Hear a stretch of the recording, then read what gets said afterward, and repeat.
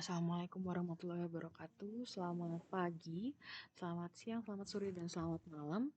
Selamat bergabung dalam mata kuliah Hatching, gambar bentuk, yang kali ini kita akan membahas tentang teknik arsir. Nah, apa goalsnya dari materi kita kali ini? Yaitu nanti teman-teman diharapkan mampu memahami dan menggambarkan teknik arsir pada bidang dua dimensi untuk menampilkan kesan ilusi. Jadi tujuannya adalah menampilkan kesan ilusi itu tadi.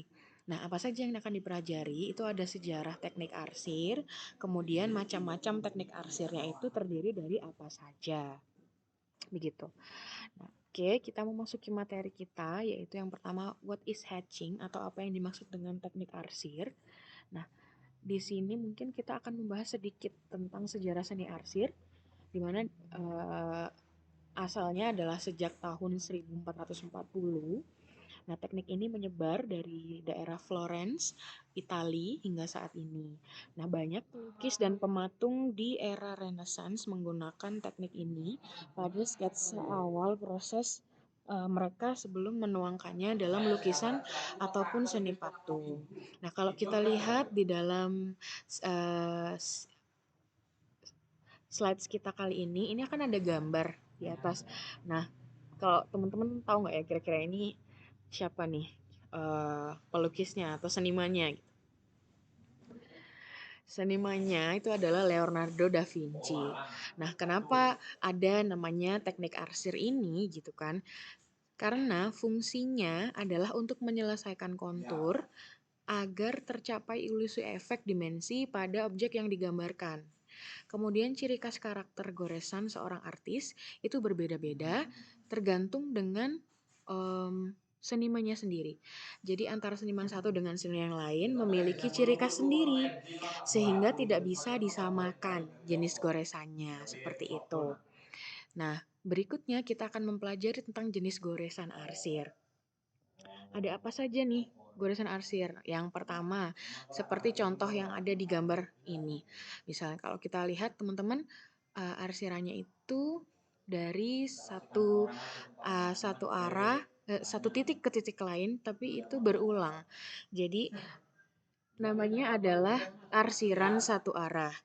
Nah, ini pena digoreskan dalam arah yang sama sehingga terlihat barisan garis sejajar dan searah.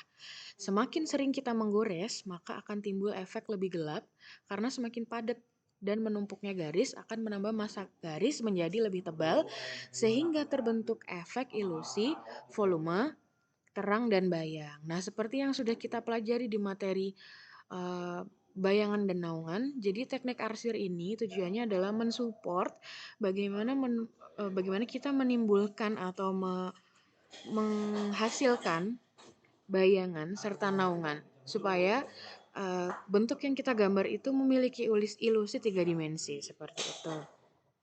Kemudian yang kedua ada arsiran silang atau cross hatching. Mirip dengan arsiran satu arah, tetapi terjadi persilangan arah dari goresan pena tersebut. Pada bagian yang ingin diarsir lebih gelap juga goresannya dapat juga ditumpuk goresan dengan menggunakan arah garis yang berbeda.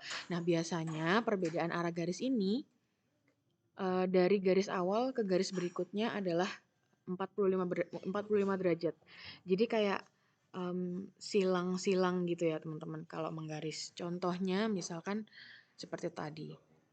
Selanjutnya ada arsiran searah kontur atau kontur hatching. Nah, goresan arsir pada pena mengikuti bentuk kontur bidang yang ingin diarsir. Maka akan terlihat volume pada benda tersebut. Biasanya teknik ini digunakan pada uh, penggambaran figur manusia, hewan, dan tumbuhan. Berbeda dengan teknik arsir satu arah dan cross hatching tadi, kalau teman-teman ingin menggambar bentuk yang memiliki tekstur lembut atau berbentuk bulat, biasanya menggunakan teknik arsiran searah kontur atau kontur hatching seperti itu. Karena kalau menggunakan teknik arsir yang satu arah nanti tidak akan muncul ilusi dari bentukan itu sendiri. Nah, berikutnya adalah arsiran coretan bebas atau scrambling. Kalau kita lihat di sini contohnya seperti bulatan-bulatan atau garis yang tidak beraturan seperti itu. Arsiran berbentuk coret-coret bebas, biasanya goresan tidak berupa garis, namun seperti coretan bebas. Nah, coretan bebas ini akan lebih menarik bila arah goresan dapat dirubah secara acak membentuk ilusi volume yang diinginkan. Seperti itu. Berikutnya adalah arsiran titik. Titik ini ya kayak titik-titik gitu ya, atau stippling kalau biasanya. Nah, arsiran titik ini adalah teknik arsir dengan membuat titik-titik seperti teknik pointillisme. Semakin dekat dan semakin rapat titik yang dibuat, maka semakin gelap efek yang ditimbulkan. Seperti contohnya gambar di samping, misalkan bentuk bulatan ini pada bagian samping dan bagian bawah itu ada arsiran titik-titik yang antar satu titik dengan titik yang lainnya memiliki jarak yang lebih rapat, sehingga daerah situ adalah daerah gelap. Di mana kalau kita ingat kembali, daerah gelap ini adalah maksudnya naungan atau bagian-bagian yang tidak terkena cahaya, seperti itu. Baik, cukup sekian materi kita kali ini. Semoga dapat dipahami oleh teman-teman. Terima kasih. Wassalamualaikum warahmatullahi wabarakatuh.